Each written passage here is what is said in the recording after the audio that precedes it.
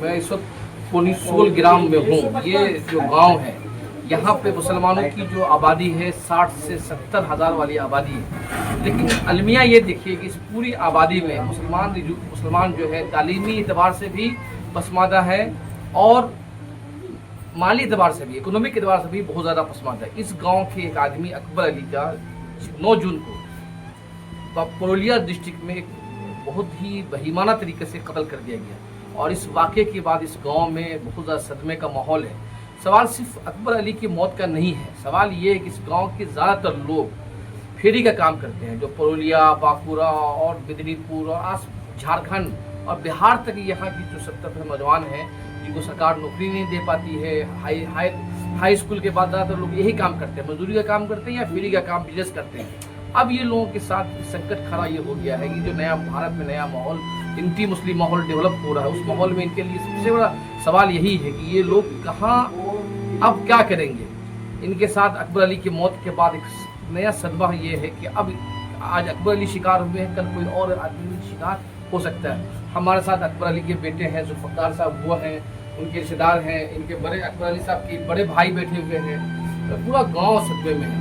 अकबर साहब, आपने जो पहली मरतबा जो खबर मिली, न्यूज़ मिला, कैसे मिला न्यूज़? पुलिस से मिला। पुलिस से। और जब गए तो क्या देखा बाप के हालत, पापा की हालत क्या थी? पूरा था यहाँ से देखो बुरी तरह से मारा हुआ। अभी देखिए, ये जो इन लोगों से जो बात हम लोग की हो रही है, बहुत लंबी हम लोगों ने बातचीत की। लोगों ने बताया कि बांस से मारा और ताज्जुब ये है कि पूरे गांव में, ये जो जाहिर बात है कि गांव में कोई एक घर तो नहीं रहा होगा, कई सारे घर रहते, लेकिन जब बांस से मारा जा रहा था, लाठी से मारा जा रहा था, तो एक आदमी की एक लाठी से तो कोई मौत नहीं हो सकती है, कई लाठी लगी होगी, चिल्लाया होगा, रोया होगा, लेकिन पूरे गांव में कोई मदद करने को नहीं आया। वो तो है, कोई मदद नहीं करेगी, पूरा मार दिया, लेकिन कोई मदद नहीं करेगी। इतना बड़ो ग्राम है, एक आदमी को मारेंगे तो कोई आदमी को मदद नहीं करेंगे। मुस्लिम को है ना, अच्छा, मुस्लिम है, उसको दाढ़ी है, सब कुछ है ना, इसीलिए मारा, लेकिन कोई मदद नहीं करेंगे। आप बताइए इस वक्त ये धंधा पकड़ बोलिए।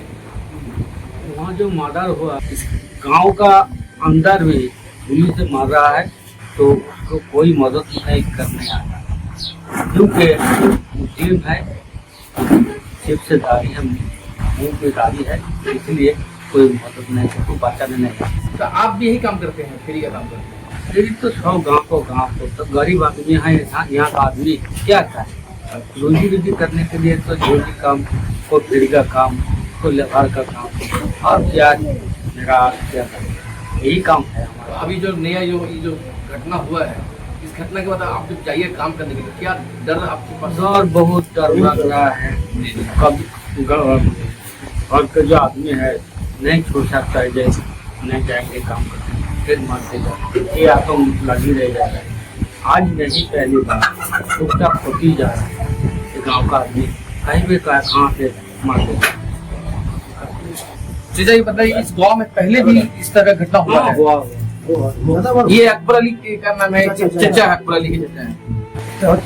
আমার কাজ বাড়ি এক তরফ 1 মিটার ছিল, তো আমার ওই ভাইপোটা এবং ভাইপো এবং তার বাবা এবং একজন ভাই ছিল, তারা 3 জনে ওইখানে 14 বছরের মতো ওখানে পড়ে যেত, মানে স্টিল ফেরি করতো, চুল, তারপর তো অন্যান্য জিনিস। কিন্তু সেই গ্রামে আমার ভাইপোকে এতদিন ফেরি করেছে, ওখানে কোনো কারো দুশ্মন থাকেনি। হয়তো একটা গ্রামে ঘুরতে ঘুরতে 2-5 মিনিট এক জায়গায় দাঁড়ায় যায়, এক জায়গায় দাঁড়ায় যায়, এইরকম ধরনের, সেই জন্য কারো দুশ্মন থাকেনি। তবে আমি যতটুকু শুনেছি, দেখেছি, যেভাবে মারা হয়েছে, গ্রামের মানুষ কেউ একটা তাকে উদ্ধার করেনি বা তাকে বাঁচানোর জন্য চেষ্টাও করেন।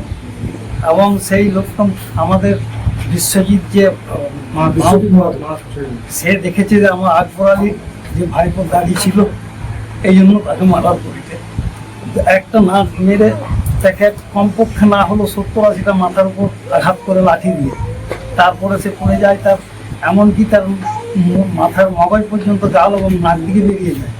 সে অবস্থায় কোনো না লোক থাকায় সে টেনে আবার তার গোয়াল বাড়িতে নিয়ে যায়, গোয়াল বাড়িতে নিয়ে ঢাকা দিয়ে রাখে। কোনো সূত্রে খবর পেয়ে পুলিশ সেখানে তাকে উদ্ধার করে। ছেলেটা যখন খবর পেয়ে খবর দিল পুলিশ ছেলেকে, অক্ষমী নাম্বার পেয়ে ছেলে খবর পেয়ে ওখান থেকে ছেলেটা যায়, যে সেখানে একাই ওখানে থাকে। তারপর তো পুলিশ যে তাকে উদ্ধার করে নিয়ে থানাতে নিয়ে যায়। থানার থেকে তাকে পোস্টমর্টম করেছে, সেই রিপোর্ট এখন আমরা পাই।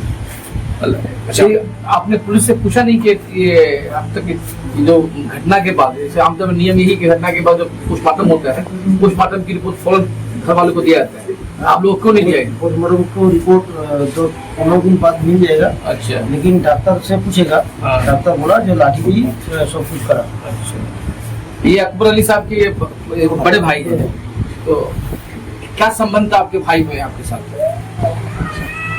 अच्छे हो गए। बांग्ला बोलिए। और हम बोलते हैं संपर्क को और इस घटना के बाद आप भी यही काम करते हैं, फेरी का काम? अभी कर रहे हैं, तो आप दोबारा वहीं जाएंगे? नहीं जा पाएंगे। तो अकबर अली साहब को कितने, 2 बेटी 1 बेटा है, और आप कहाँ तक पढ़े हैं? माध्यमिक पास। माध्यमिक। और बहन लोग?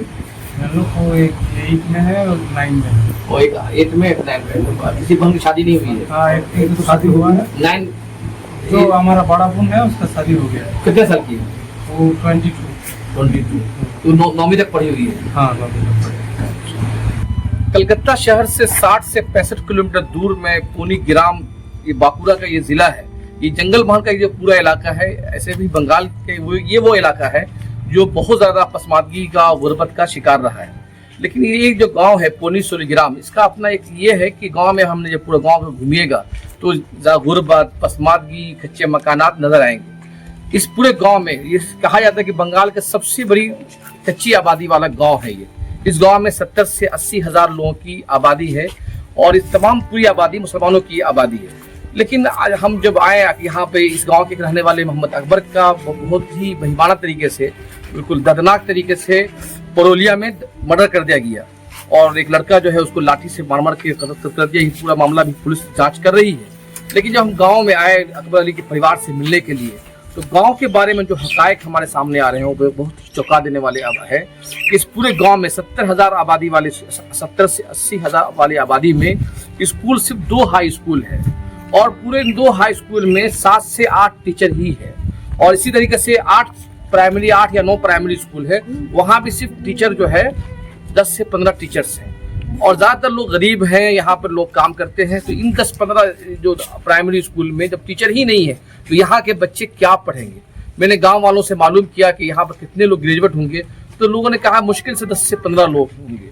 और अब तक जो सरकारी नौकरी है, पूरे लोगों ने बताया कि 30-35 लोग हैं जिनको पुलिस की या चपरासी की डी क्लास की नौकरी लगी।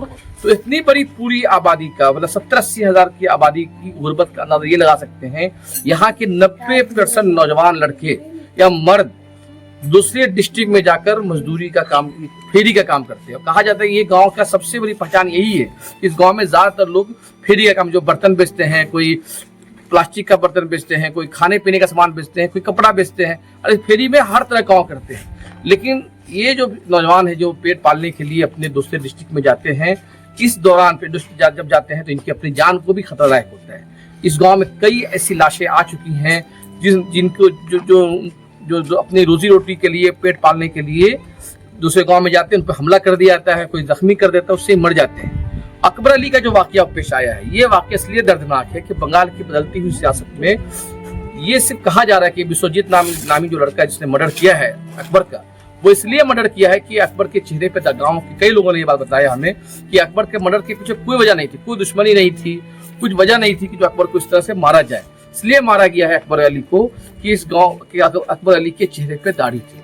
अब हमने गांव के कई लड़कों से बातचीत किया, गांव के लड़कों ने बतलाया है कि अब उनके लिए ये डर समा गया है कि वो अब अगर जाएंगे काम करने के लिए, रोजी रोटी की कमाई जाएंगे, तो कहीं ऐसा न हो कि अगली बारी उनकी आ जाए।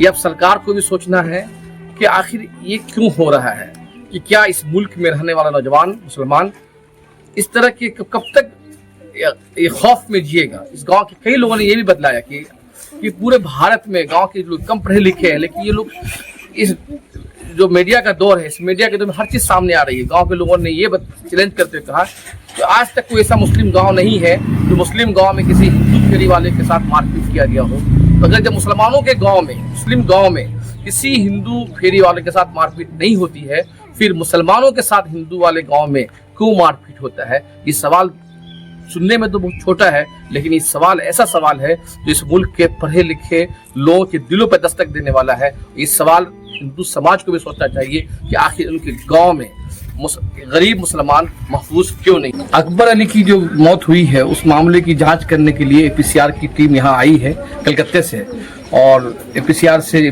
सैयद इम्तियाज साहब हैं और उमर वैस साहब हैं और जमीयत उलमा से मौलाना अशरफ अली कासमी हैं। आप बताइए कि आप यहाँ पे जो आए हैं किस तरह की इनकी सहायता कीजिएगा? बात यह है कि हमारा मामला जो APCR का जो काम है, हमने देखा कि ये लीगल जो एड्स है और लीगल जो असिस्टेंस है ये हम देते हैं। तो अभी यहाँ पे आने के बाद हमने देखा कि बहुत सारे फोर्स आदमी है यहाँ पे और बहुत होपलेस है। इस फैमिली के पास में कोई आया नहीं, तो APCR के पक्ष से हम ये लीगल एड जो जितना भी ज़रूरत है हम देंगे, यही बात है।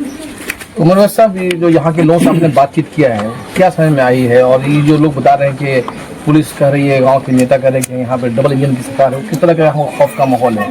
देखिए, अभी जो सिचुएशन लग रहा है और यहाँ आने के बाद और जो लोगों से बात करने के बाद पता चला कि लोग डर के माहौल में हैं।